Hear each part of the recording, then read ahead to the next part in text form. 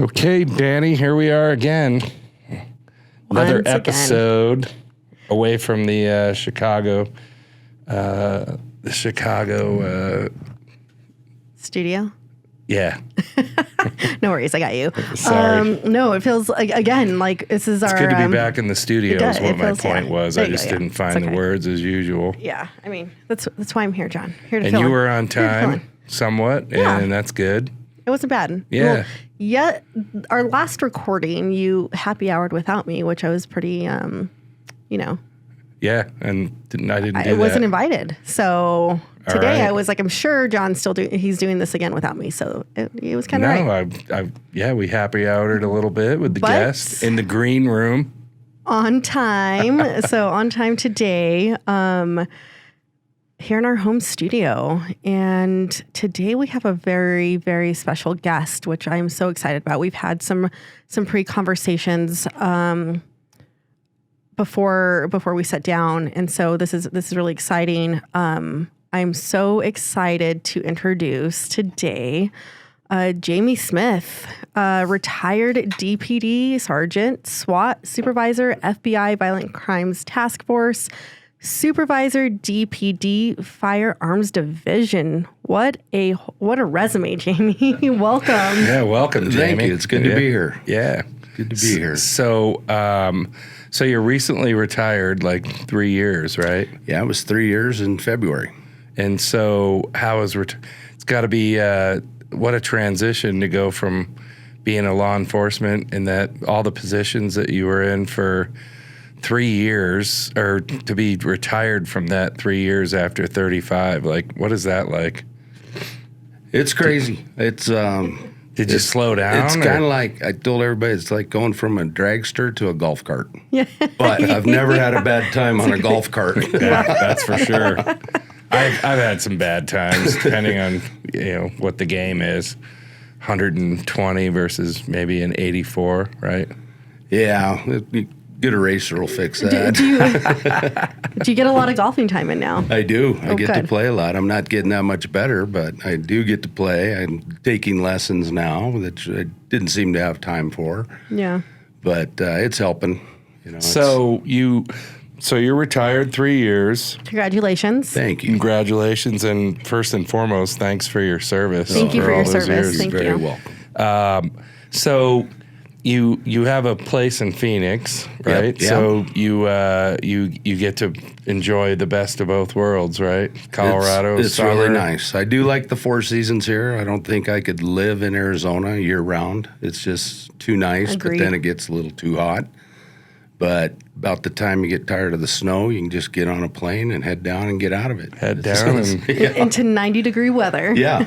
Sometimes it's mental health conditioning is what it is. You just Yeah. get it. Like the last 2 days here was crummy. It really was. Stuck inside. Yeah. It was like Seattle weather. I don't know how they do it up there. and we fertilized the lawn before the rain. So Perfect. That's always good. I always say I'm a sun baby. Like the thing that I love most about Denver is the weather, is the sunshine, Yeah. right? Like when I don't have sunshine on my skin, I get like, I need it. I need the sunshine. Well, they say there's over 300 days of sunshine here in Denver, which thank goodness. Yeah, I agree. So, starting back from the beginning, obviously, when did you? I think you come from a law enforcement. Yeah, I think Are that you was Denver native, Colorado native? Yeah. Okay. Born, Just wanted raised to- here. Yeah, my dad was a Denver cop, and I hung out with all his buddies, and they kind of hear the stories, see the guys, meet them. They kind of were my idols. And I just thought that was really cool. I loved watching Adam 12 when I was little. I did like that emergency, too. Yeah, that fire department looked like a pretty good gig. Yeah, that was a cool truck they Yeah. had, too. The little yeah. mini truck that they, Yeah. that one guy, the two guys that were ahead of that or whatever. But so your dad was a Denver police officer. You went to college in Montana State, That's right. Yeah. Went And up you to- played football? Yep. Yep. Got a football scholarship up there. And So when you were going to college, were you all through college, did you say to yourself, I'm going to be a cop? Like, when did the light bulb go on for you? Well, what I wanted to do was FBI or DEA. I was going to go the Fed route.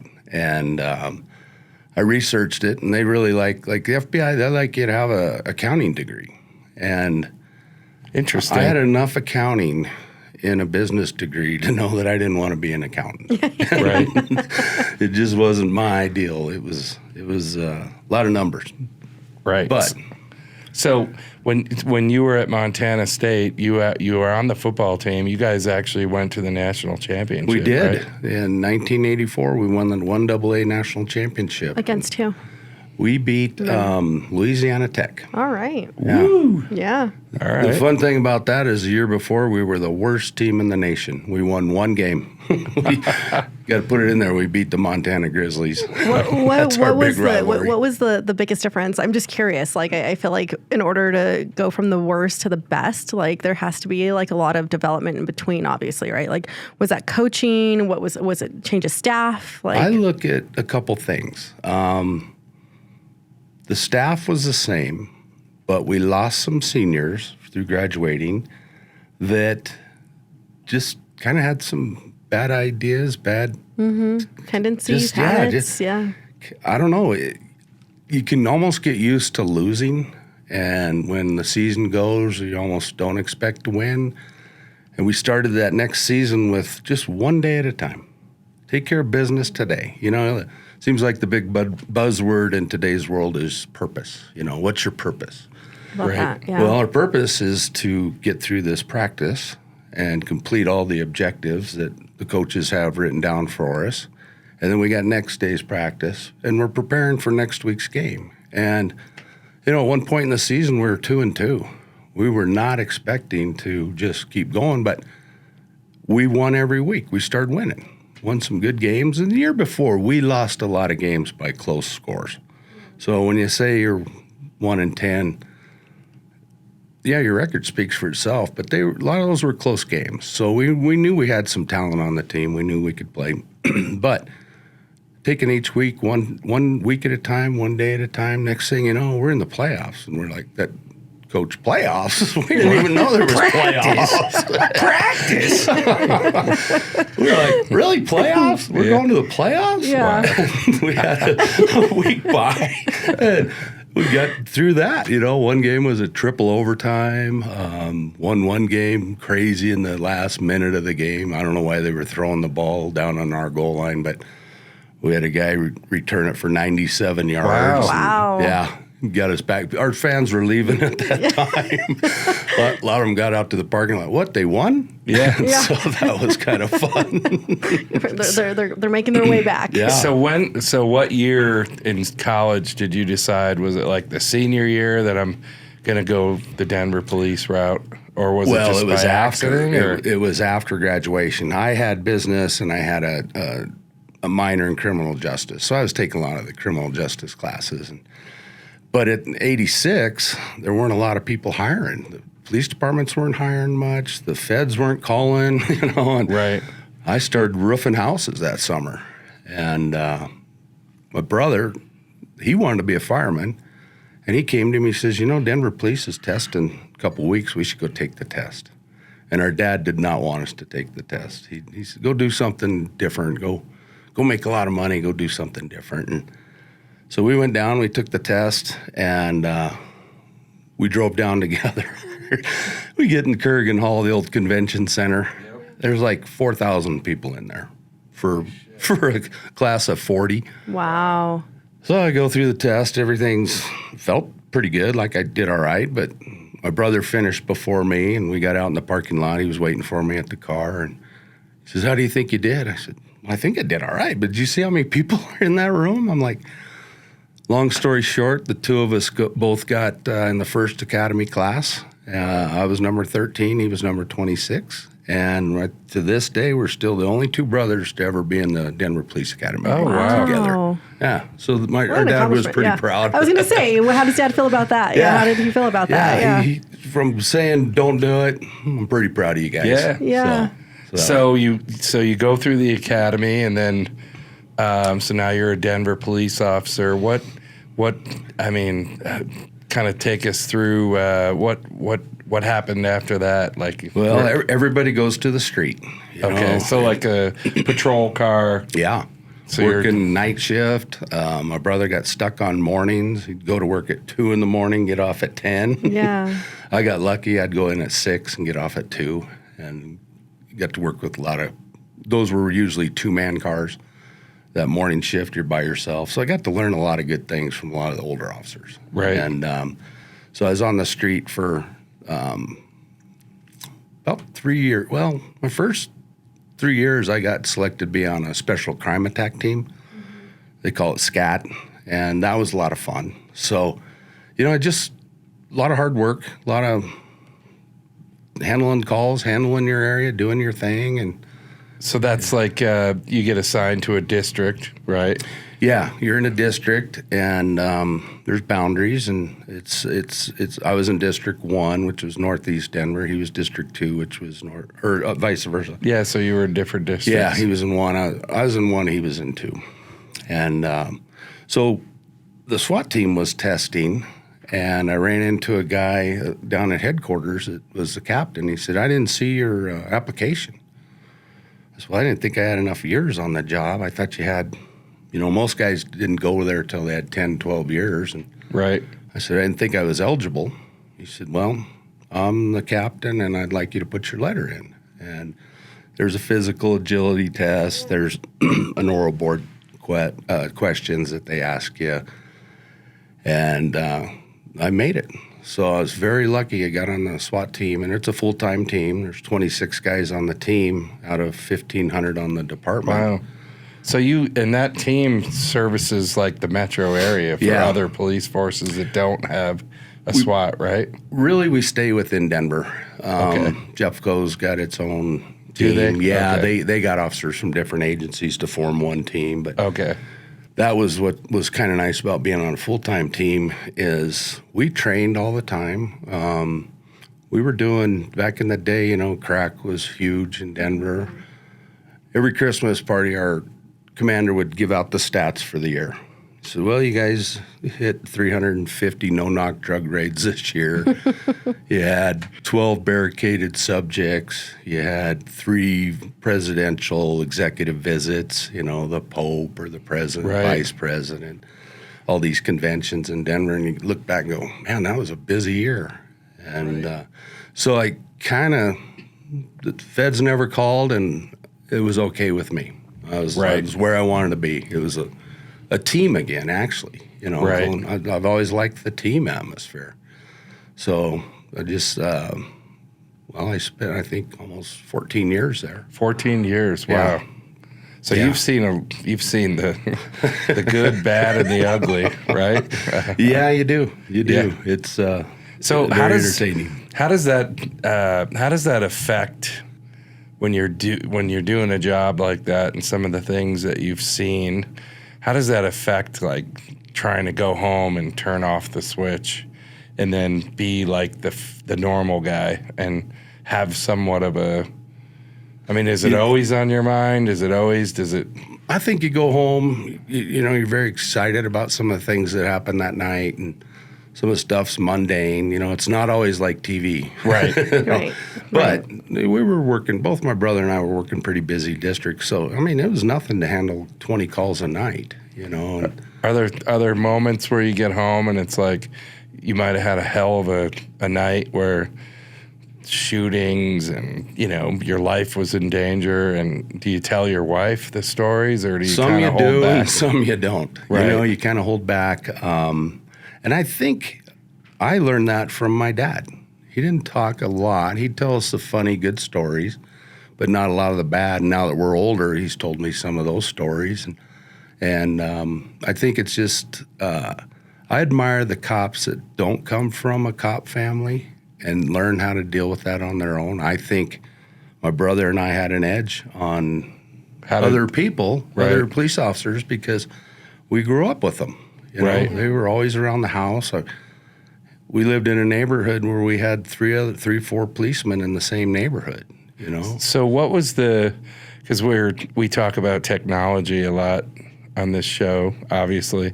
So what did you see over your 35-year career and the technology in law enforcement? Because most people don't understand. Yeah. And a lot of times it's not even public. But did you see a huge evolution over the years in technology? I remember before I got on, I went out to a mall in Aurora, and these guys had computers in their cars. And we're like, computers? I don't even have one at home.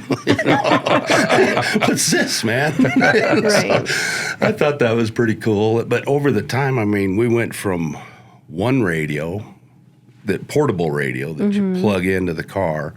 And I remember my dad telling me they had a stationary radio. So when you were out chasing somebody or running around, and you didn't really have a radio. You had to go back to the car to tell everybody what was going on. Oh, wow, yeah. And before that, they had the call boxes. So sometimes you can corners. get far away if you're chasing somebody away from your car, man. Nobody knows where you're at and what's going on. But so that evolved. So then we got our own radio that stayed with the car. So at night, you'd hang up the keys and the radio to that car, and the next guy on the next shift would take it. And then there was a time when they decided to get us all our own radios, and we got to take them home. Which the ones you didn't take home, the ones that stayed with the car got big beat up. Oh, yeah, It's of like course. you're always going down. We'll get to that because that's important, and one of the stories that we'll get to, probably having that radio at home, right? Yeah. So what other so the radios evolved. Then they put cell phones in the car. That was pretty cool. We thought we were all right. And were they using regular cell phone technology through the radios, or was it like that? Remember Nextel? Do you remember Nextel, where you could radio when the first phones came out? Yeah. we had Wasn't some it like of those. that? Yeah, we had some. We learned on these radios they first gave us, you could go over to some channel and actually call your wife at home. That's good. Which was at the time was probably pretty important. Yeah, So I mean, other than that, you got to go back to the station or go find a payphone. Yeah. So it was convenience, and a lot of this stuff, the technology has just made our world everywhere convenient, Right. And So easier. many ways. So electronic technology evolved. What about weaponry? How has that evolved? When I first in came your on, 35 years, it had to evolve, right? Yeah, the first several years you had a revolver. You had six rounds. The old six shooter. Yeah, you had the revolver, and then you The carried Dirty Harry. Yeah. Clint Eastwood. Oh yeah, my dad bought me the big 6-inch Smith & Wesson chrome, beautiful big gun. Yeah. I haven't shot 357, it. right? Yeah, 357. I haven't shot that thing in 20 years. It's a hand cannon, Yeah. But then you only carried 2 extra speed clips for it. Speed loaders. Okay. And then the SWAT team they tested out the semi-automatics and then really liked it, and some of the old timers were, too many things can go wrong with the semi-auto. And if I got a revolver and it doesn't go off, I just go to the next cylinder. Right. Yeah. It's gotten better than that. So, the SWAT team guys, they approved it, and then it was allowed for us officers out on the street. So we all went to them. So that's like the semis that people have now, like the Glocks. Yeah. There's no revolvers anymore. Yeah. Nobody can even carry. They're not allowed to carry them. In today's world, you need a little bit more firepower. You need more rounds. 18 rounds you hope it does what it needs to do in a couple rounds, but you've seen some of these things that go on, and 18's not enough. So when did you start seeing, probably in the SWAT environment, you started seeing, there's criticism over, why does the police force have a tank or an armored vehicle? And like some of the SWAT people today look like Army. Look like a military. And so there was a point early in my SWAT career where I told you we do 300 drug raids a year. Well, we kind of picked those nights. Like on tonight, we're doing the drug raids. If we got called on just normal nights, a detective calls you and says, "Hey, I got this house I need you guys to hit." Well, we'd have to go back to the SWAT unit, put on our BDUs, which looks like the Army outfit. Right. Go do it, and then go back and put our Class A uniform on, the professional-looking one, because at the time the public thought we were too offensive, too aggressive-looking, and I never understood that. I don't either, because you're in an environment, there's no difference. You're with people that are trying to kill you, just like you would be out on a battlefield. There's really no difference. And I was never in I guess in the Coast Guard, but I mean, a lot of your demeanor and you want to intimidate so you can reduce. The more intimidating you look, the more that might reduce violence, it can help. Right? It can Because help somebody the will be like, appearance. "Whoa, I'm not going to." I think it can reduce, right? Like I think I'm the only one in the room who has no form of police or military. But like I think it could be pretty intimidating, right? Like I feel like the second that you feel someone enter with like a really big presence, you're like it's shit. it's intimidating and it's I'm gonna almost, put my gun down. But it depending on who enters like it could be threatening. Like you don't know what to expect, right? Like, and so I can see that and I can understand, and it's. I don't know. Uniform helps. And you learn that. Yes, absolutely. I went to when I was assigned to Detective Bureau.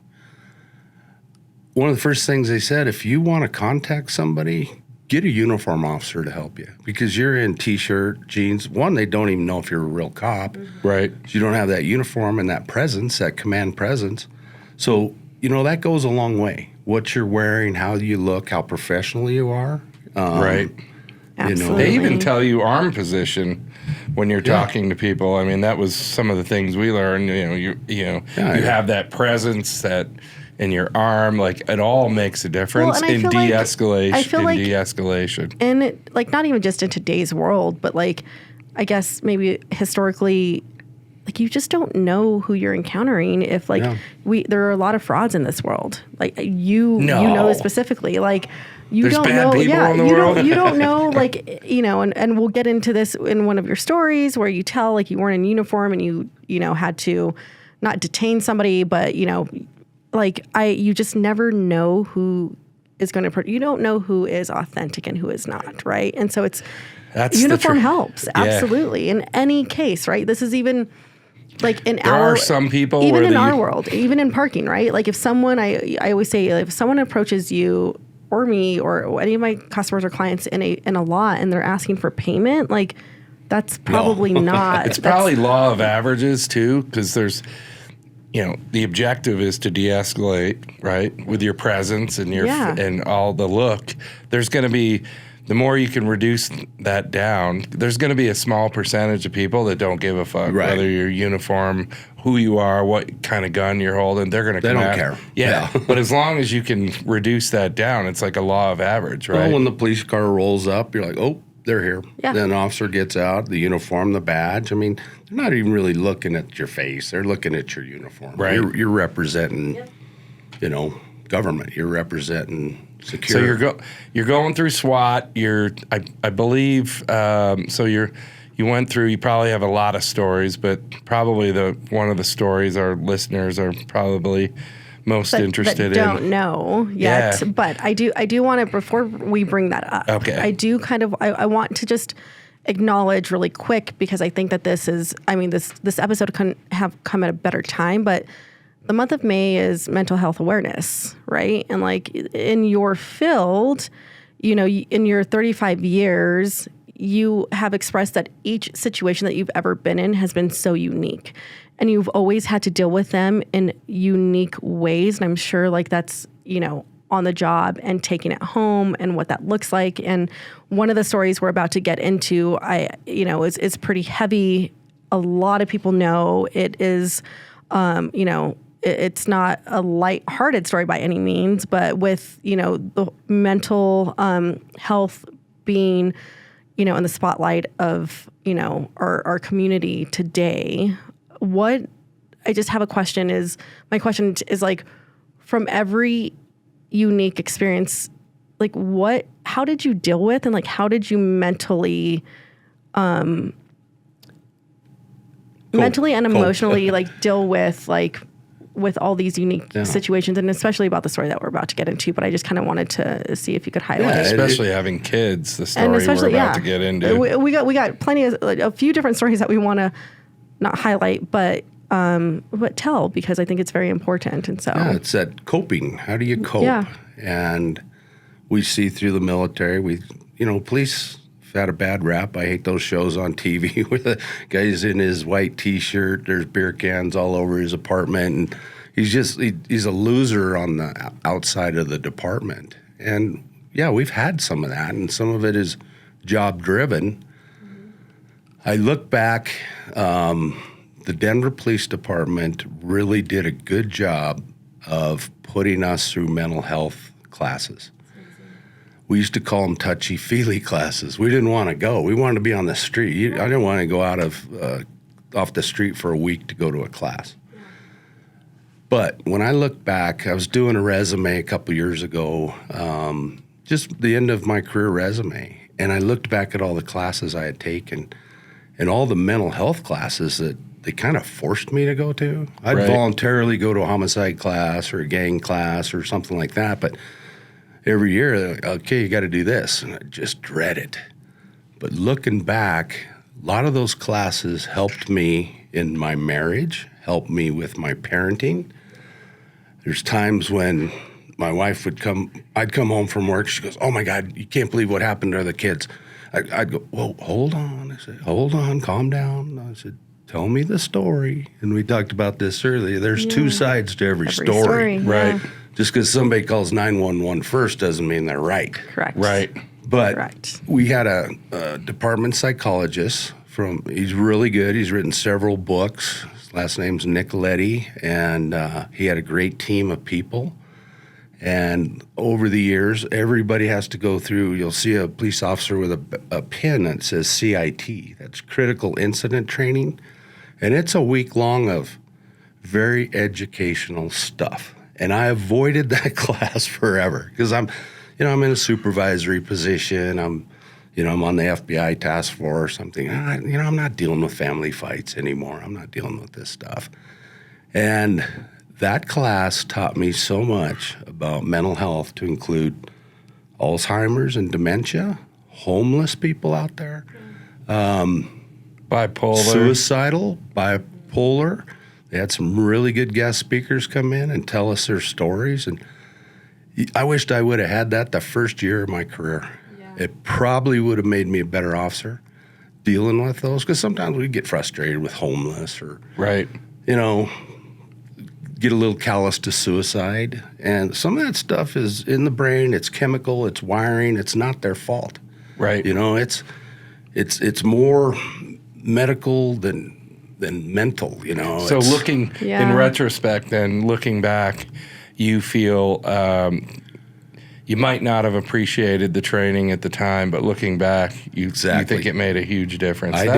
I do. It was forced upon me. I think that's incredibly good important. Message. Yeah, that's a good message for important because you don't know when you're getting yourself into not even a situation, but you don't know who you're about to deal with, and you have to be able in any industry, law enforcement, what we do in parking, you have to be ready to address certain situations, personalities, different. Some of the people on the traits. other side of our office that deal with angry, they deal with appeals. But that's the thing is that, they have a tough you never job. know. You never know what They're you're dealing into. with angry people every day. Yeah. There's no good phone call on the other side. But you have to know and have the training and the support, I guess, from your department. And reach out. As cops, they said, you guys don't really ask for help. And that's where guys get in trouble with drinking and, home abuse or just lose their temper, But it was kind of forced upon, but I look back and I'm grateful for it. And you've known me for quite a while, John. Yeah, a long time. Yeah. I hope I feel normal to you. Yes, you do. Normal. No, you're actually very normal. Yeah, you're a critical thinker. You're not overly emotional in situations that I've seen where it's just calm, cool, and collected, which most of us, when we're in a triggered situation, we would love to be calm, cool, and collected. I feel in order to have all this experience, you have to have a very high EQ, right? You have to know how to deal with these situations emotionally. You have to have a high EQ in order to do what you do. And so the training and the sessions, I want to call it therapy almost, that that you go through and that they provide, I think, is incredibly important. So the career's evolving. Got the SWAT. Fast forward. So the career started in what, 89? 86. 86. Yeah. And so now we fast forward to 2001, was it? Columbine? 99. 99. 99, So, I apologize. So we're just over 26 years, April Yeah. 20th. Yeah. So Yeah.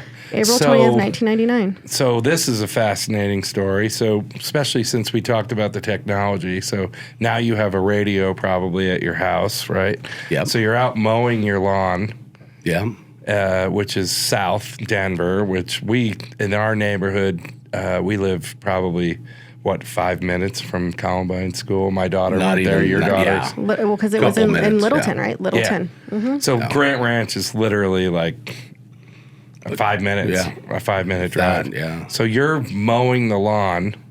Yeah. So it was weird because it was a Tuesday, and normally I wasn't off on Tuesdays. We were off on Sunday, Monday. Can I back up for 1 second? Because again, I know that you guys are very familiar with this story, but a lot of people probably may or may not know what we're talking about. So Yeah. just It's like been a shed, while. Good like point. let's shed some light on this. I mean, a very, very tragic Yeah. story, by the way.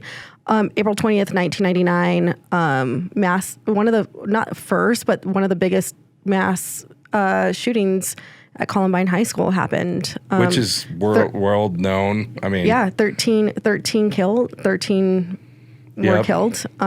Sanders, Yeah. my wife's, that was one of her teachers. So so just to let everybody know what we're about to get into, and just for a little bit of insight. That was so, good. That was good. So sorry to interrupt. I think some of us Yeah. take it for granted. Yeah, I mean, I'm not a Colorado native. Like I Right. remember when it happened, but like a lot of we have listeners all over Right. the U.S. All over the and world, all over the actually, world, yeah. and so. Just to shed some light on the topic that we're about to get into. So Yeah, I'm sorry. So it was a Tuesday. You were it was a mowing your Tuesday. lawn. You're mowing your lawn. You're not usually off, but you're off that day. Yep. We got And you're 5 minutes from that school. Yep. Thank God. Very close. Honestly, I mean, so walk us through that. Yeah, That, so- how do you go from mowing your lawn to? I saw I posted on social media the CNN photo, and it was you. Literally, Yeah. you were like the first in the building. So tell us about how you go from mowing your lawn to wow. Yeah, just out mowing the lawn, getting stuff done, and wife comes out the back door and says, "Hey, something's going on over at the park by Columbine." And I'm like, "Well, how does she know this?" And we were supposed to take our neighbor's kids to the park. Wasn't going to be that park, but he didn't know what park we were Clement taking Park, him. And he's right? a policeman, and he's working, and he's got his radio, and he hears that there's calling for, citywide call for help at Columbine High School. And so he calls my wife and says, "Just don't take him to the park." I'm like, "Well, what's going on here?" So I go get my radio and I turn it on and I hear this. I'm like, "Well, I'm going." I just jumped in my truck. I keep everything but my guns in my truck. Got a pickup with a lockbox in the back and just headed over there. It all chaos over there. The streets, it had actually gone on a while before we got the call. Right. Probably 5 or 6 minutes, which is a long time for something like that. Right. So driving over there, and I hear the dispatcher saying, "We got active shooters." I don't even think they called them active shooters at the time. Right. We got a bunch of shooters at Columbine High School. There's 6 to 8 gunmen, all dressed in black. They've killed 25 kids, and there's a sniper on the roof. That was what we were told Holy at the shit. beginning. So I'm thinking, this is terrorism. I don't know what this is. This is terrorists taking over a school. They're going to take it over. They're going to call. We're going to negotiate. I don't know what they want. I don't know what's going on. So as I'm going over, a lot of traffic, at that corner, it's like a 3-way, Bowles and Pierce. I got a 4-wheel drive. I jump over the median with my truck, and the cops are running like, "What are you doing?" I held my badge on. I said, "Hey, Denver SWAT." And they're like, go, wave me through. So, I'm going down the road, and that's when I hear that they got a sniper on the roof. well, I'm a sniper on the SWAT team, and I'm like 100 yards from the front door. I couldn't find reverse fast enough. I'm like, whoop. Yeah. I need to go the other way, man. Shit. I'm not in a good spot right here. Yeah. So, Oh, you're coming in hot. Yeah, and too hot. Yeah. It's amazing that the disinformation and the chaos, which I know that's even evolved. School shootings have evolved in the training, probably, so it's handled. But back then it was. and you know what? That can be from a little call to a big call like that. Misinformation. Yeah. Communication's huge. You look at all Absolutely. your breakdowns Yes. in your world, your life at home. Communication. Which is what we'll get into at the end, what All we're right. doing now. Yeah. And that software sounds. Yeah. Definitely. So, But okay. anyway, So you're backing so I up. back up, get out. I'm trying to look for somebody in charge because I don't know what's going on here, you know. And you don't want to get taken out. No, and I'm not even in Denver. Yeah. I'm out of my jurisdiction. Yeah. So I just so happens the captain of our SWAT team, his kid goes to school there. And we're all off that day, so we're all pretty close. A lot of us live out there. Yeah. And he looked at me and he said, "Hey, Jamie, we're going TNT." TNT was something we had trained for in SWAT. Like the first week I was there, it's called Tactical Neutralization Team. That is when you have a situation like this, an active shooter, you don't take time to assess it. You don't take time to control the perimeter. You go on the aggressive and you go find him. You listen for gunshots. You listen for screams. You listen for the chaos and direct your efforts towards that. Right. It's So ideal. you're if you- going right into Yeah, where if you- everybody's running Yeah. out and you're going in. But at the time, we had trained for at least two of you. Don't go do it by yourself. right. And normally in Denver, we're pretty close to each other. You know, there's a lot of cops. It's not that big geographically. You usually get help pretty quick in Denver. And there just so happened to be several other SWAT guys there. So we're getting our guys together, you know, getting our stuff. I mean, I didn't really change out in the I know SWAT the car. the CNN photo that I had of you, you're still in your jeans. Jeans and cowboy boots and a Harley Davidson T-shirt on. We were going to go for a ride after in the After just afternoon, mowing your lawn. after mowing the lawn Yeah. and After taking mowing the the kids lawn, to the and now park. you're So we get our, you know, we're ready to go. And there was a bunch of chaos about, are we going? Who's in charge? You know, that always happens at the command post, Right. you know, or in the conference room with all the bosses. You know, it's like, okay, we got to make a quick decision here. So it's like, well, how are we going to get up there? You got a sniper on the roof. And by the way, the sniper was not a sniper. I saw what they thought it was. It's like an old antenna up there Oh, that gosh. looked like Oh, a man. barrel of a rifle. It wasn't even a real person. No. But who knows? But that's Yeah. the Yeah, information. yeah, yeah, That's the 100%, yes, information yes. they were working Yeah. from. Got it. that he's yeah. on the roof. And, you know, and we learned later it wasn't 6 to 8 gunmen. That came from everybody around the school. The kids had cell phones at the Right. time.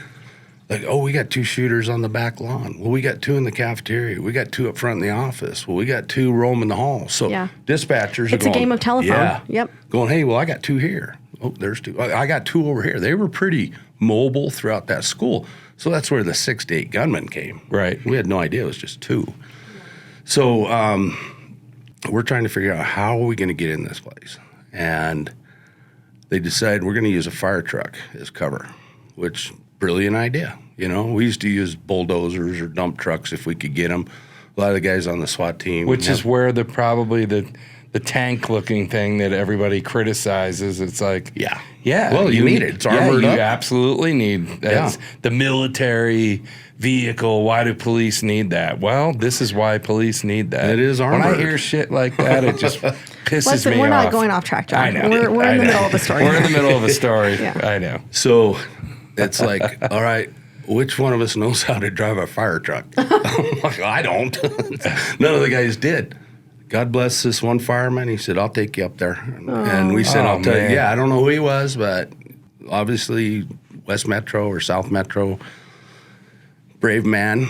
And, you know, have you ever seen a fire truck that didn't, just the whole front end wasn't like an aquarium with glass? Right. Yeah, Exactly. So we put some bulletproof shields up there for him. But man, the dude drove us right up to the front, and very brave man. That's amazing. So we're using Wow. it for cover, and he's just taking us to where we need to go. So we get up there, and I'm on the left side of the truck, and some guys on the right side of the truck, and somebody sees the blinds open where the front offices are. And we're like, wow, I don't know if this is going to be a good entry point for us. Especially if you got 6 to 8 guys, you know, set up there in ambush as you come in. And we're kind of sitting there again. Team leaders are talking to the command post. And I look over, and there's a door kind of, I don't know, 25, 30 yards away from us. I said, I'm going to go check this door out. I went over there and called one of my partners. I said, grab one of them. They call them a pike pole. I said, grab one of them pike poles off that fire truck, and let's pull that door open, see if it's locked. So he pulls the door. He's on one side, and I'm on the other. He pulls the door, and it's not unlocked. I'm like, all right, let's go here. So waved a couple more guys over from the fire truck, and it was a team of, I think, 5 of us Denver SWAT guys, and then 2 Littleton guys joined us. And that's when we were going in. And, you know, I've talked about this story over the years. Did some classes for our department, some other departments, lessons learned. And I go through all this, and that's not what today's about. But an interesting and important part, I think, of that day was right before I'm going in that door, I am one scared SOB. Yeah. And I'm like, you know, what is going on in here? You just don't, the unknown. You had no idea. And if anybody tells you they're not afraid, I don't believe that. Right. To the point where I was like, are my knees knocking? I don't want the guys behind me to see any fear in me. And I'm like, so I start doing, you know, resort to your training, tactical breathing, taking deep breaths. And like, all right, we're going. So we get in and hold the hallway, and, you know, you take a couple more breaths, and you kind of start to relax pretty soon. Once you figure out, all right, the devil wasn't on that side of that door. He might be down the hallway a little further, but you kind of relax. And then you get into a mode probably where you're just Was repeating. this your first active shooter? Like, Yes. okay. Yeah. We've done these, you know, all the no-knock drug raids and hostage situations, and covertly where you go after somebody inch by inch in like a barricaded subject. So, you know, the tactics are kind of the same. Yeah. But, yeah, this was the first active shooter thing I had been to. And maybe another day went to a couple more. Colorado seems to have their share of them. But, yeah, we do. But anyway, we go in, and the fire alarm's going off so loud we can't hardly hear anything. We don't hear any shots. We don't hear any screams. But you're looking down the hall, and, I mean, we had kids left their backpacks. They ran out of shoes. I mean, there's shoes all throughout this hallway, and, you know, all the doors are shut. You could just tell that it was not right, and something really, really bad was happening in here. So we just kind of started pushing forward. You know, you know what's behind you. Now start moving forward. Try to find whatever's going on. Try to find the bad guys. And so, you know, we're trying to send 2 guys in a classroom, run the walls, they call it. One, I go left, you go right, and checking under the teacher's desk, and most of them had little closets. You know, quick peek. You're just you're looking for something. You know, it's not moving on. It's not a search for drugs or guns. Or you're looking for a body with a gun. You're looking for somebody that's doing nasty things. So they're real quick. And, you know, all those school doors have the little windows, and a lot of them were locked. Couldn't get into them. So you just kind of take a good peek and hope you can't see the corners, but hope you're not missing anything. And working down the halls, and every once in a while, a kid would come out behind you or a teacher behind you, and you'd just like, go, go, go. And you didn't know if it was a bad guy or a teacher at first. You felt somebody. You couldn't hear the doors open either. It just... It's loud. You had to have your head on a swivel. Yeah. Right. You know, so... Long story short, you know, we're searching stuff. We had to go through a couple doors. There were 2 doors I thought for sure, because there were some unexploded bombs around. And I thought, these guys booby-trapped some of these doors. If we're not running into them, Right. they're booby traps. So those were kind of scary to go through. Right. And put your head down, close your eyes, hope for a second you don't get blast. And I thought, if I'm going to get blown Did any of them up- ever go off? No, not while we were in there. Okay. Kind of looking back, kind of some cheesy homemade bombs they made. Right. Little Still, CO2 canisters. in the heat of the moment, and you have no You, idea. you don't know what you're going. Yeah. Yeah, you don't know what you're walking You into. could see where they had shot up some lockers, and we made our way through a couple of those doors that really had me concerned. But we made our way into the front office where we had seen the blinds open, and we went through. And one guy cleared this one room, and he was coming out, and as I was going by, I noticed some movement under a desk similar to this. Looked under, and it was one of I think it was assistant principal or something like that, high up in the admin office, and so scared. Didn't know. I mean, we're all in black too, most of us. Yeah. Some are in jeans, but she didn't know what to think, and so we were going to rush her out, tell her to go that way, and I was like, hold on a second. Do you know how to shut this fire alarm off? Right. And she said, yeah, I know the code. So I took her over to the panel box, and the poor lady was shaking so bad, and she was fumbling around. She couldn't Yeah. remember the code. And so I started messing with it a little bit, and it went from this horrible to a woot, and we were like, that sounds better. Because, you Just gotta a different differentiate. tone. I mean, it didn't stop, but I continued searching. That school was big.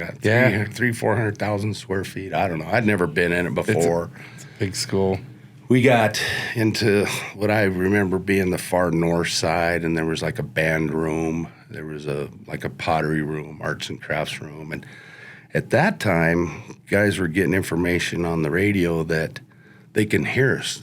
And they were the kids that were with Sanders in the closet.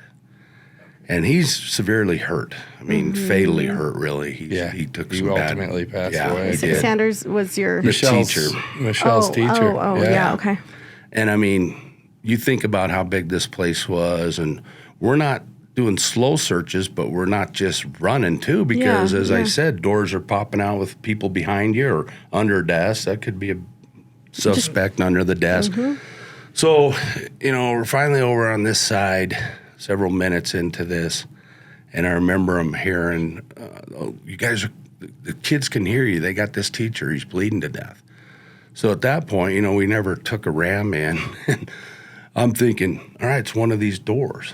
I got to get through these doors. Those doors are solid, 2.5 inch oak They got doors. the magnetic. They're just bulky hinges and good locks. And I was like, what do I do here? So they had these tables in this like arts and crafts room, and I just folded up the legs and used that as a ram and started splintering these, just blowing open these doors.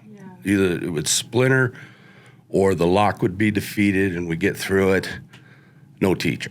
He's clear on the other side of the building than my team. Right. And so after we went in, they started putting another DPD SWAT team in there with some other officers from, I think, Jeffco and Littleton. And so they had they got their own story, so I can't really comment about that, but they found him on that side. Right. So we just continued searching and making our way, and it wasn't, till the end that I finally ended up at the library. And that's, for people who don't know, that's where all the kids there was a couple killed out on the front lawn, but they killed a lot of kids in that library. I think it was 8 or 9 in there. And there was like 52 kids in there. Wow. And they kind of decided who they were going to shoot and who they weren't. Some was racial, some was faith. Right. That's all stuff people can read up on. But what I know is it was a horrible scene in there. It was just never seen that, I mean, total, that's where the devil was that day. It was awful. But saw the kids. Some of the other guys on the team had been in there before me, and at the very back corner were the 2 suspects. I don't even want to say their name. Don't even give them credit. Yeah, we don't need it. Yeah, Nope. we don't need it. No. So I go back there and I look at them and I'm like, yeah, they're dead. And they self-inflicted, and that's done with them. And at that point, I'm like, I don't think there's any more people. But in our world, you always add one or two. You find one suspect, there's probably another one. Yeah. Find Right. two, there might be a third. You yeah. got to search it. You got to be thorough. So we continued searching. But one of the lessons learned from that, and I've taught to many officers over the years, is standing over those two, looking at them. They had very cheap weaponry. Right. They had made some strikers on their jackets where they were wearing cargo pants with these little homemade bombs that they had made with matchsticks and put shrapnel in there and out of CO2 containers. Yeah, the And little. they'd reach in and they'd strike it and then throw it. They get the fire going and then throw it and then blow up. And just, cheesy weaponry, nothing sophisticated, some junk guns, Tech 9, just some stuff that's not that reliable, sawed-off shotguns. But I remember standing over those two thinking, you know what? How could you two have me so scared? And I told you about going into the building, how I was Right. scared. Yeah. I'm not ashamed. But I looked at those two and go, how could you two have me so scared?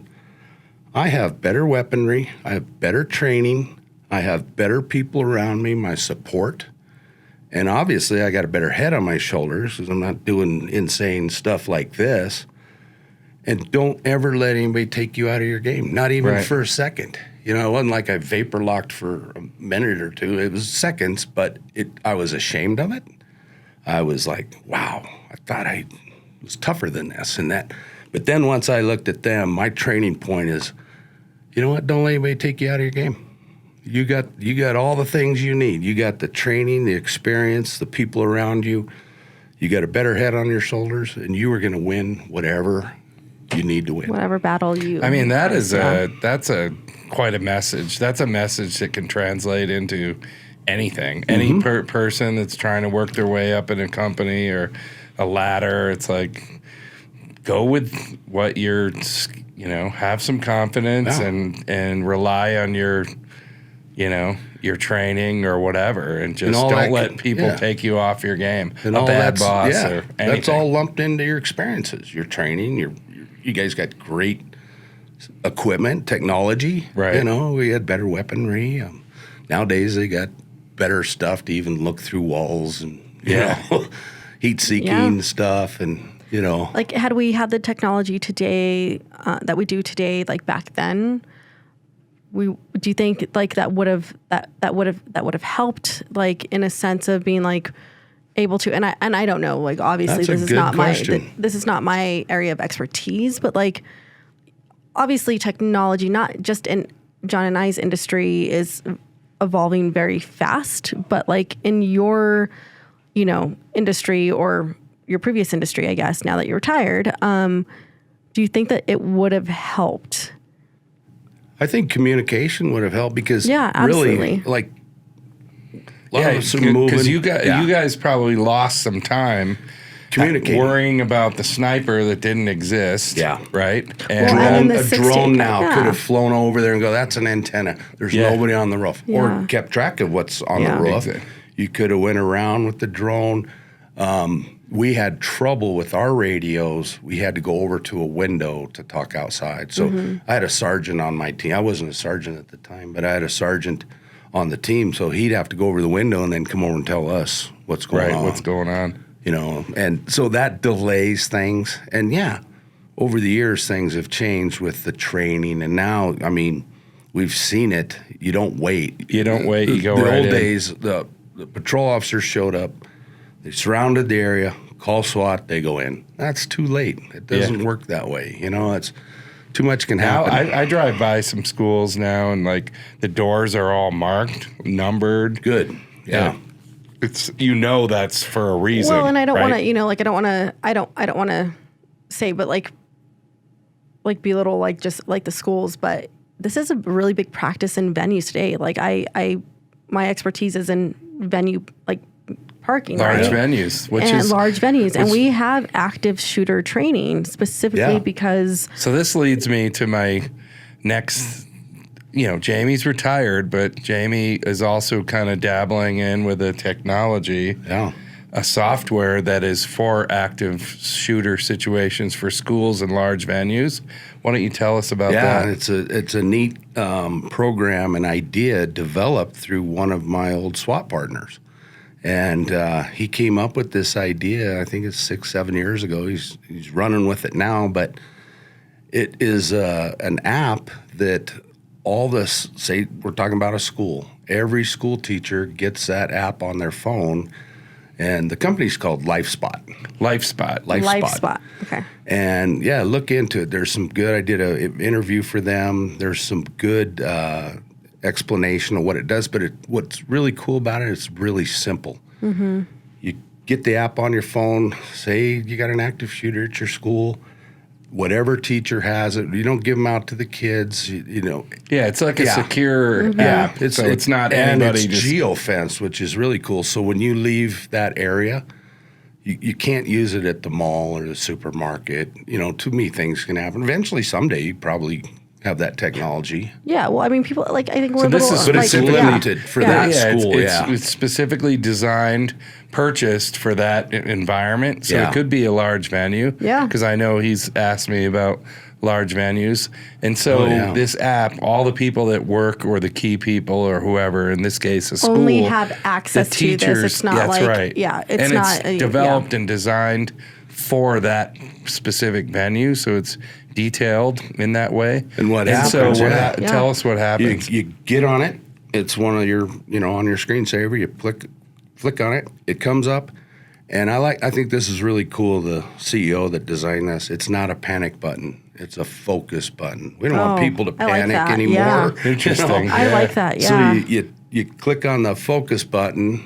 You hold it down for like a second, and then it alerts law enforcement within 6 seconds of what's going on.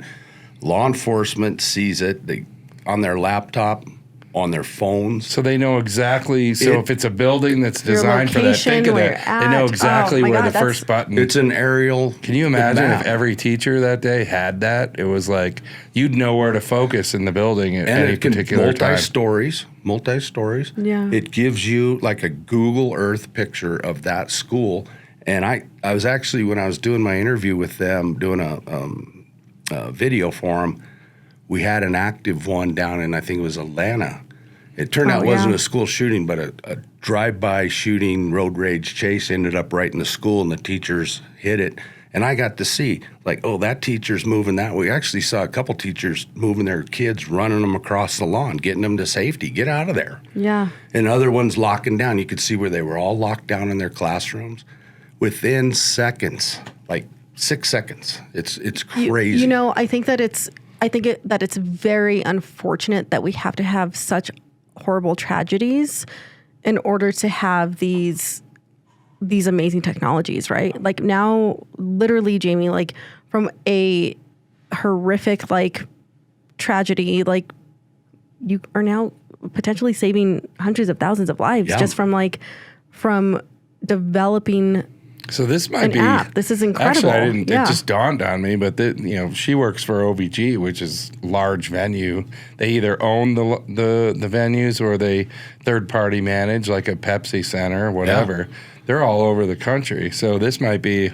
It isn't just for schools. Yeah. I was with the CEO. His name's Brett Titus. I want to give him credit, and you can research him. He's on the website, But LifeSpot. He just informed me yesterday that we're in all the casinos in Colorado. I love that. And one of the things he said that just blew my mind is, we're not in all the schools. Why are we protecting our casinos over schools? I'm like, we got to get with it, people. Right. No, that's very true, though. I think it's probably a marketing thing, right? It's growing. And so you got to get the name out. It's growing. LifeSpot people. Yeah. Yes. Well, it's scary when people are like, okay, what's our plan? What's our active shooter SOP? What do we do? Got to have one. And I'm like, holy shit!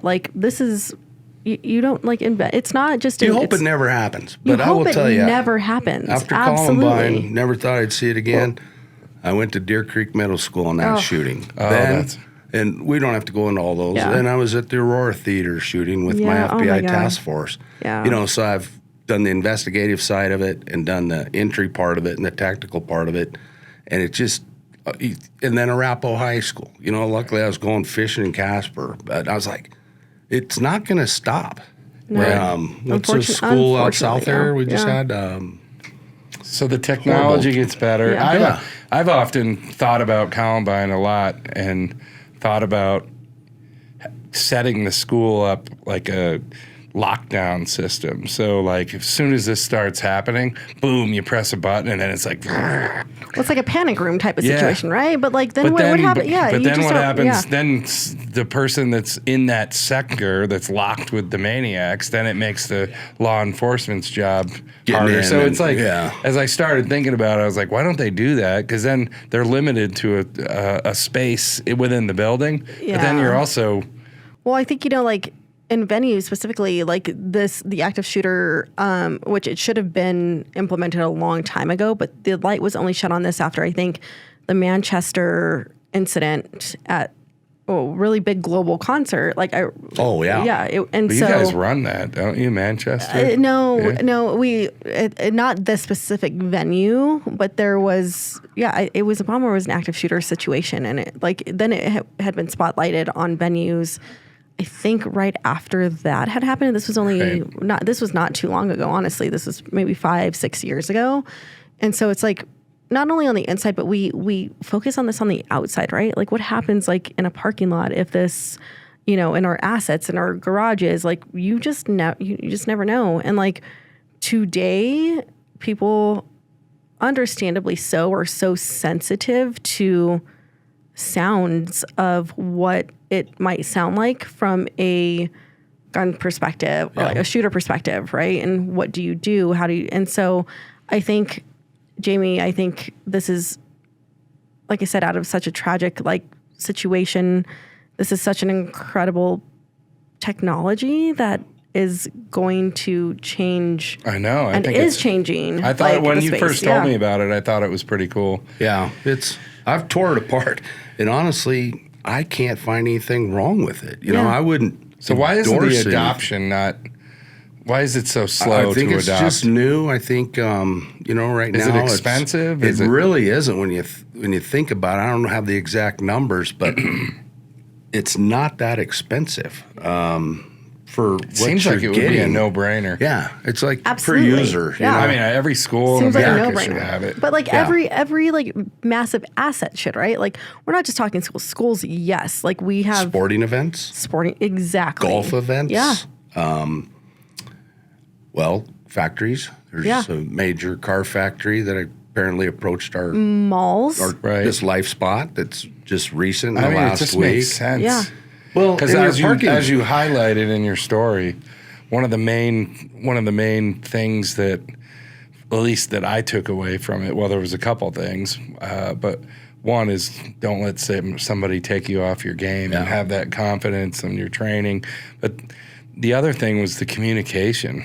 Right? I'm sure it's gotten, the training has evolved since Columbine, but why not put another tool in your belt to be able to show up on a scene? Well, so you could have been looking at a screen going, oh, it's all happening right in the library. Yeah. Right? Well, if you had a shooter at one of your parking lots and it's multi-level, this would tell the officers what level. Because I'm going to get, there's a shooter in the parking garage at this location. Yeah. Well, can you tell me a little more? Office building, same thing. Mm-hmm. It's on the 30th floor. That's where it's all going down.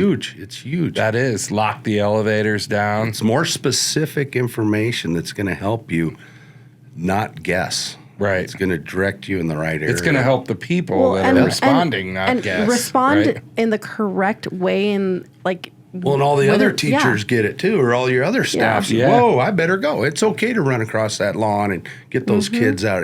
Okay, I got nowhere to run. I got a barricade. I got to lock the doors and make these kids safe.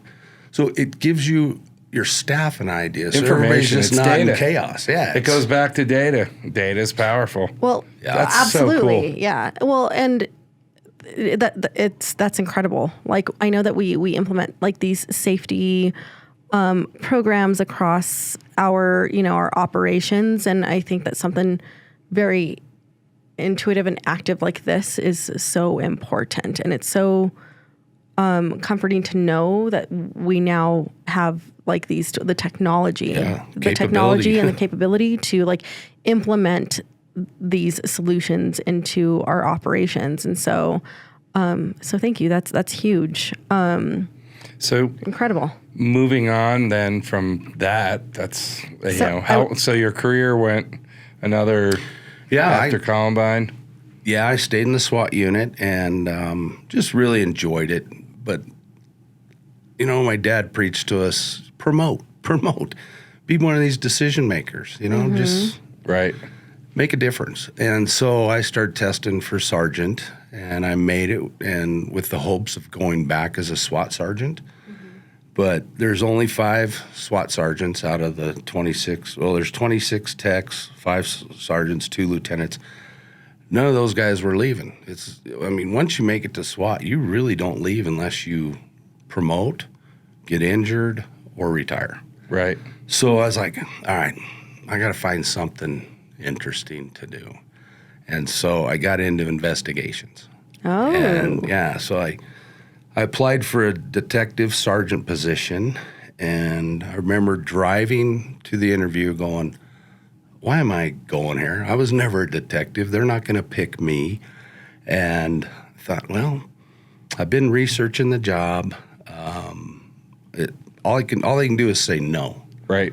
So I went, took the interview, got a call the next day, said, hey, you blew it out of the water. We want you. If you got any issues with the chief, good or bad, fix them. And so I called Chief Whitman at the time. I said, hey, Chief, this is Jamie Smith. I said, I felt like I had a pretty good interview, and they've made it known that they're going to ask for me. I said, I don't want my name to come across your desk and go, oh, he's just some old dumb big SWAT dial cop, He says, hey, if they want you, I'm not holding you back. He said, I was never a detective, and I run this job. He says, they want you, I'll let you go. I always liked him. Yeah, he's great. I'm shocked. I'm not surprised, actually, that you know him. So Yeah. We used to, over the years in I feel parking, like John's got like some very like high people in his back pocket. And I'm like, how is this? How do you know this person? Well, we used to interact with DPD all the time. Yeah. With secondary employment. Oh yeah. So like we ran the city garages for a while and dealt with a lot of those people, and some of the time, my career was so long that when you're dealing with some of the people, they're a commander at the time, but then they elevate past that. So that's how you get to know. He ran the district and downtown, which was a lot of parking. Batista, I saw him go up in his career. He made deputy chief, and those guys made it up through the ranks. Yeah, I think Batista was kind of close with Whitman. Yeah, because I think he went up right after. Yeah, they both did. Yeah, so that's cool. And somewhere in the mix was the FBI. So task force. That was fun. I get this detective unit, and I'm like, okay, I'm in over my head here a little bit, but what do? You rely on your people around you. Absolutely, yeah. And I had a couple good friends. I think you knew one of them, Nick Rogers, one of the greatest detectives Denver PD's ever had. And I said, hey, bud, if your phone rings, I don't care if it's 2 a.m, you see me calling, answer it, because I have no clue what I'm doing and I need help. And he did. And I picked his brain. I said, if you could run your own detective unit, how would you do it? And I stole a lot of his ideas. And next thing, go ahead. This is funny. I'm sorry, I don't mean to interrupt. I've been hanging out with John too much. He like, now I'm interrupting people. I apologize. But we had this question in our live panel like a month ago.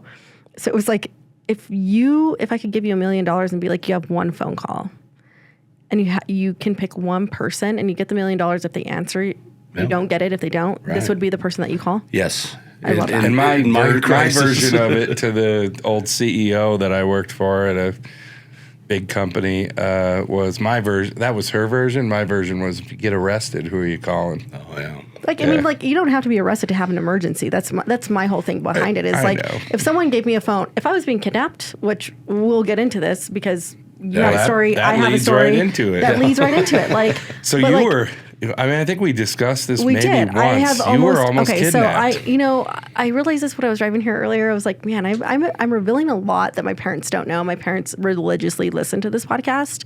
And as a father of, like, your daughter You have almost being two daughters. abducted. He's got two daughters, yeah. Like, this is your worst kind of nightmare, right? Oh, yeah. And so I've almost been abducted twice. Once in college, once just a few years ago here in Denver. Both while I was running, and luckily I'm still here to tell the story. I need to get you some mace. It's very Do you terrifying. carry that when you I run? have mace, Do and you? no, actually, this is so. I was telling Todd Tucker this story when I almost got abducted. Who I'm so sad that he's not here because him and Jamie would have. No, they would get along. You would. He's a Marine.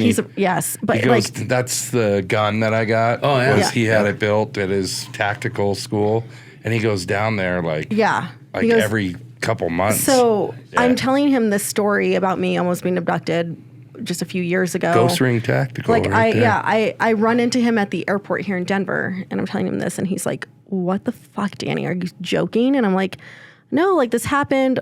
Like we're good, but I was on a run.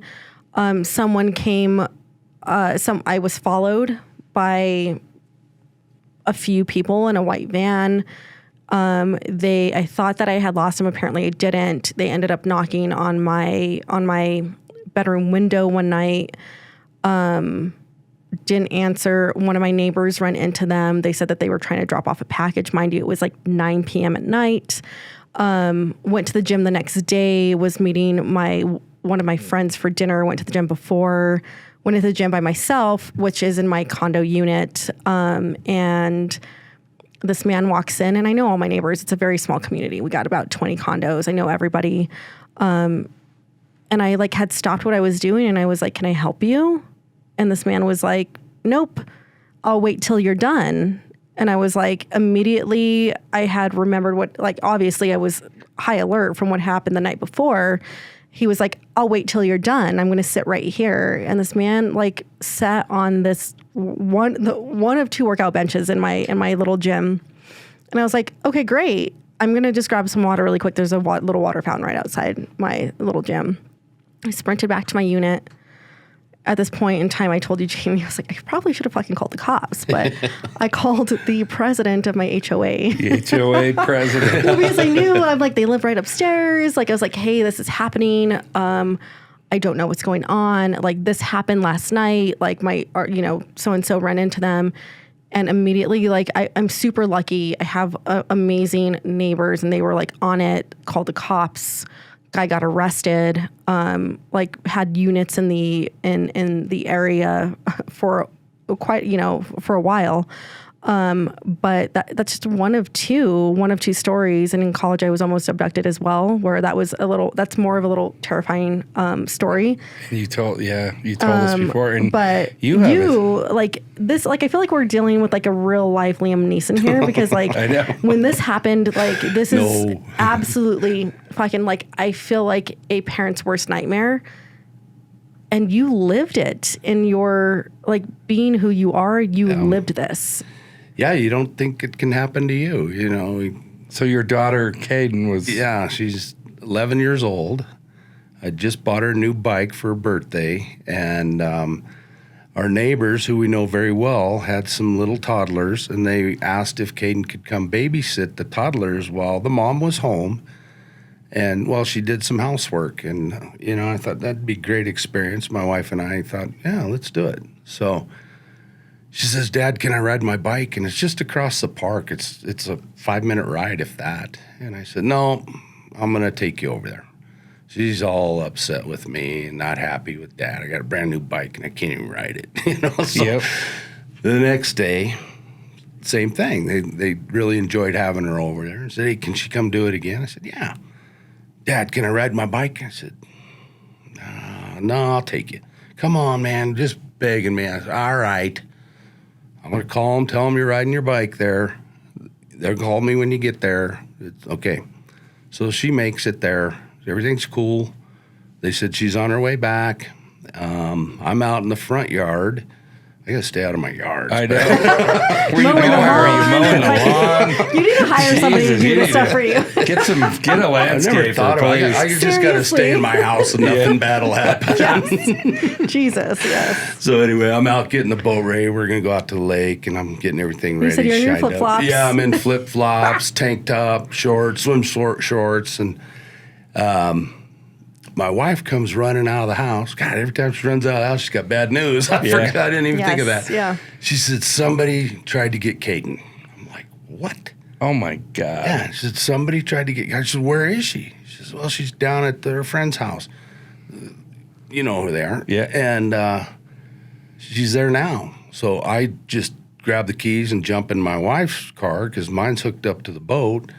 And I run down there, run in the front yard, or run in their front door. I see my daughter's bike in the front yard laying down there. I walk in, and she's on the phone with the dispatcher, and she says, they want to talk to you. I said, hey, I don't even know what's going on. But she goes, somebody tried to get Caden right out front here. She ran in our house. I said, oh, okay. I said, hey, Jamie Smith, Denver cop. I said, send as many cars as you can this way. I'm going to go out and try to find this guy. I'll get you a description as soon as I got it. So I run out.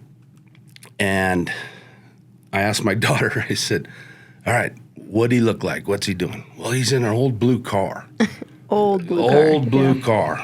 And he's got dark hair, but he rode by me in the car and almost broke his neck as he was looking at me. He really, turned around to look at me.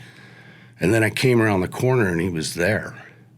I said, what happened? Well, the window was down. He yelled at me to get in the car. And I just dumped my bike and ran into our neighbor's house. Just smart. Very smart. We had For 11 years old. I give my wife Amy a lot of credit for prepping our daughters. Don't buy into anybody's. Don't go to their car. If you got puppies in the park, don't go see them. Oh, my mom always was like, stranger danger. Dani, Yes. she always taught me. She was like, if someone is approaching you and you don't know them, she's like, start screaming. Yeah. Like this, it became a problem because people would approach me, and whether I knew them or not, I would just start screaming. But my mom was like, I don't give a shit. You start screaming so someone knows what's going on. And I think a good person respects that. If they see a little girl screaming, they're going to go, what's going on? So you're dry. You're in. Yeah. So you get the description. You're driving in your car. I said, all right, let's go around the neighborhood. I'm driving around the neighborhood. So you get her in the car, right? Yeah. You get her in the car. And I said, all right, let's go see if we can find this car. Yeah. What are the chances? Probably long gone. But yeah. I'm looking for this old blue car. I'm thinking, 55 Chevy, 64 Buick or something. Yeah. And this car goes by me on the opposite way as I'm going. And she goes, Daddy, that's it. And I'm looking, I go, that's like a 97 Honda, man. That's not an old car. Yeah. But that was an old car to her. And I said, okay, that's it. Let's see. So I let the car go a little bit, and I make a U-turn so he can't see me, and then he happens to pull up to this light to get out of our neighborhood. And I pull up right next to him. I said, hey, look over and make sure that's him. And she looks over at him. She takes her seatbelt off, starts crying, and goes to the floor of the car. So that gives you the message that that's him. Yeah, and I look at him, and I'm like, all right, giddy up. Here we go. So light turns red or turns green for us. He takes off. I make the corner. I get behind him, and then I realize I don't have a phone. I don't have a badge. I don't have a gun. I got my flip-flops and swim trunks, man. What am I going to do? I'm like, all right, I'm going to just start ramming this dude. And then the people behind me are going to call 911 and go, we got this crazy guy ramming cars out here. Yeah. Right. I didn't know what else to do. Yeah. So, Right. That's your training taking. yeah, right before I get ready to ram him, he takes a hard right, goes into this neighborhood. He knows I'm right on his tail now, and he pulls over. So I leave some distance between my car and his, and I tell my daughter, stay on the floor.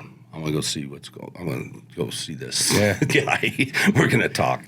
So I go up there, open the door, pull him out. I pat him down. I make sure he doesn't have any weapons. I take him to the back of his car and I tell him to sit down. And I'm a lot bigger than him. Of course, yeah. He's not a big guy, and you are. He's Hispanic, and he's telling me, no habla inglés, and asking for directions, and I'm thinking.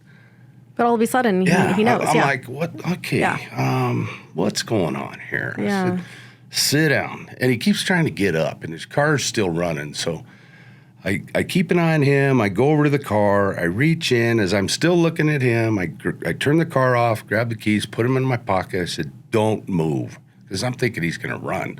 Right. I don't have any handcuffs or nothing. I mean, go back to my daughter. I said, Dad, or Kaden, tell me again what happened. She tells me the same story. He tried to get me in the car, man. I said, okay. And so I go up there, and all these neighbors are coming out. I think they're thinking I'm abusing this poor little man. Yeah. Yeah. They leave him alone. I'm hearing that. I said, anybody got a phone? I need you to call 911. Oh, we're calling 911, all right. You better leave him alone. Yeah. And there's this mailman. He's kind of in the median going through his router, his news or papers and all that. He's sorting stuff out. I said, hey, I'm a Denver cop. This guy tried to get my daughter in the car. Will you call 911 for me and tell him Sergeant Jamie Smith is here, and this is where we're at. And they'll know because you've already called it in before. I really didn't even know the street's over. Yeah. Right. And so he says, I got you, man. So pretty soon the cops show up, and this sergeant from Littleton, he says, what's going on, man? I said, well, this guy, I don't know. He tried to get my daughter in the car is what she's telling me. I said, I want that car gone through. I want him cuffed. Let's see who he is, everything, man. Let's take him to headquarters, do it all. So he goes up, he looks in the car, and he comes right back to me. He says, hey, Sarge, did you see what was in that car? I said, no, not really. I've just been dealing with him. He goes, come here a minute. Takes me up to the side of the car by the front driver's side window. He says, you see that? And I look in. On the console in between the two front seats is an open condom ready to go. Oh, my God. Now, my hair on my arm is going again. Yeah. Same. I'm like, you son of a bitch. Yeah. And so the only thing I can think of is the good man was watching out for me. The good man upstairs was going, don't let him see that condom, man. Because if he sees it, I would have lost it. I probably would have. Absolutely. Any father. Yeah. It's well, and like we were chatting about this before. Yeah, like this is just fucking a holy insane. Shit. But like, the other holy shit is you actually got the guy. Found him. Well, you got him, and but, he wound up going not, to prison. But not well. Not only that, but like we talked about this, and you were like, like the good man upstairs was watching after me because you made it a point to say this man who, God forbid, like I don't even want to talk about that, but like only got 4 fucking years, right? Right. And had you saw that, like you said, you were like, I would have maybe just been getting out. Oh yeah. Like you, and he worked at Chuck E. Cheese, which is around a bunch of kids. Well, yeah. And this is absolutely fucking terrifying to me because like we're going back to like what I was telling you earlier, like when this happened to me in college, which was way more terrifying than what had happened to me here in Denver. When what happened to me happened, I was by an elementary school. I was 1 block from an elementary school. And I like, for some reason was like, and like people are gonna be like, this is fucking weird, but like, I'm so thankful that it like, I was a victim versus not one of them kids, one of a kid, right? And then I had shed some light on this, like, and it was like the school was locked down. Yeah. Like this was an incredibly, the problem is, these guys move on. And you told me, unfortunately, they didn't catch either of these guys, or they did catch the second one. The second one, yes. Yeah, but the first one, and like when the judge gave him 4 years, I stormed out. I said, Amy, my wife, we stormed out of the courtroom. DA chased me down the hall and said, Judge wants to talk to you. I said, no, he doesn't. No, he wants to talk to you. I said, I don't want to talk to him. He goes, no, you got to talk to the judge. I said, all right. So we go back to his chambers, and, man, I was hot. I just walked around his office. He had all these pictures on his shelves of his grandkids and family, and I actually went over and picked them up and looked at them, and I'm doing my tactical breathing so I don't say nothing bad to a judge that's going to put me in jail. You got to respect the judges in the system. But it took me a good minute to walk around that room and look at the pictures. And I said, all right, what do you want to talk about? He said, I'm just telling you, he didn't touch her. If he would have touched her, I could have given him more. But it's the fact that he didn't actually touch her, I couldn't give him a day over 4 years. I said, well, let me tell you something, Judge. He touched her. He touched her mom. He touched her sister. He touched me. He touched our community. Psychologically, absolutely. He touched everybody in our world right now. For a long time. And you're going to give him 4 years? I said, Oprah's got $1 million reward at the time to find these sexual predators of our children. And I said, I've actually found one, and that doesn't happen that often. They get away with this crap. Yeah. I found one. I didn't kick his ass. I was as professional as the old guy upstairs let me. I'm not going to be that proud. Had I seen the condom, it would have been bad. Right. Yeah. I would have devastated my daughter. I killed this guy with his own trunk. Well, and she had exactly. in a sense, like this intuitive thing where she was like, she asked you, Dad. She did tell me, don't hurt him. Don't hurt him. Don't hurt him. She was scared, man. Yeah. The whole thing was scary for her, and it's terrible. It's a terrifying thing. But yeah, 4 years. It's horrible. Unbelievable. He's out now, and who knows? But yeah, well, and like, I mean, devastating, lots of trauma, and like, I think going back to it, being Mental Health Awareness Month, like we're talking about a lot of like tragedy and a lot of like emotional, mental, physical, like almost trauma. Oh yeah. Like, Jamie, holy shit, like till this day, everything that you've been through, and whether it was your training like within, DPD and SWAT and like outside of that, but like these still are a lot of things that probably still affect, like you said, like not you, but like that your wife, your daughter, like everybody, like they're little scars. You know? Yeah, I mean, think about the impact. The impact. Yeah. Your daughter has her own family now, yeah. So she's probably hyper paranoid or focused, sensitive, and rightfully so, sensitive about it. So this guy, still to this day, whether she's is touching her. That's in right. A mental way. It never goes away. Yeah. And it's not. It's a horrible. And so that was memory. It's a horrible memory. Exactly. And some people might not have gotten through it without the right. So, we got her counseling. I was going to say. So like my whole question around that is that like what like to anybody listening right now, because like I think that mental health is like even in our industry like is so important, just personally and professionally. Like give us your thoughts around, I think, what to do. You know what I think I'm doing better now than I've ever done is I'm reading.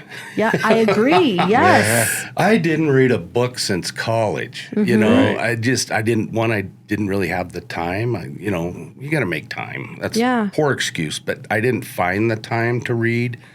And a buddy of mine sent me a book called Live Well, which I really liked. It's nutrition, sleep, everything, exercise, all that. And then another good buddy of ours, Jake Schroeder, sent me a book called Obstacle is the Way by Ryan Holiday. And Ryan Holiday has this series of books. And you look at it, it's like, this is really cool stuff. Right. Talks about some of the stuff Tiger Woods' dad did to him when he was training him for that career. I mean, he was brutal to Tiger. Did some crazy stuff. What was kind of cool, I don't know if you want to talk about it, but what was kind of cool is all the things he put Tiger through. He did tell Tiger, we have a safe word. When you think I'm going over the bounds, I'm going overboard, here's our safe word. You know what the safe word was? Enough. Oh, yeah. Enough. And guess what? Simple, Tiger never used it, but mentally tough. But, you look at what Tiger's mental problems are later in life. We all got them. I mean, none of us have perfect lives, but 100%. I find now reading, I get up early in the morning, even though I don't have to. Right. Yeah. I used to pry myself out of bed with an alarm clock to go to work, but now I don't have to go anywhere, and I'm up at 5:30, and I go down and I read. And my wife tells me, goes, man, you are so much calmer now. She's always said I've been calm in crisis, but now I'm just calm in life. I'm enjoying everything. Yeah. But I think mental health books for me, I don't read fiction. There's plenty of Netflix and series to watch. I like self-help books that are they're working on me. They're keeping me level. Yes, I 100%. I Jamie, like you're speaking my language, like 100%. Yeah, I love it. So we got to wrap up here, and I think for me, the takeaway that I took away, there's a couple bullet points. One is self-doubt, which we've talked about on this show. Many. Self-doubt is a huge obstacle for everybody along the way. And that's what you, only for a few seconds, but you still had self-doubt when you realized once you got into the library and saw what you were dealing with. It was like you knew you had better equipment at that point. And so that was probably a lesson that you carried beyond Columbine. It's Ever since I've got the training, I'm going to focus, right? And I'm going to have the confidence and not let self-doubt get in your way. And there's many books about self-doubt. We've talked about it with with the Bronco wide receiver, Mark Jackson, battled self-doubt his whole career. And so that's number one, which is just huge. And then number two, the technology that's evolved. I'm sure a Columbine response would be completely different. Oh, yeah. And then, what you're into now with LifeSpot. Well, LifeSpot, and like, I don't want to, like, take away from the importance of self-help, like, of mental health. And I think that that's very important in any industry, especially what we're into, especially, Jamie, where you came from.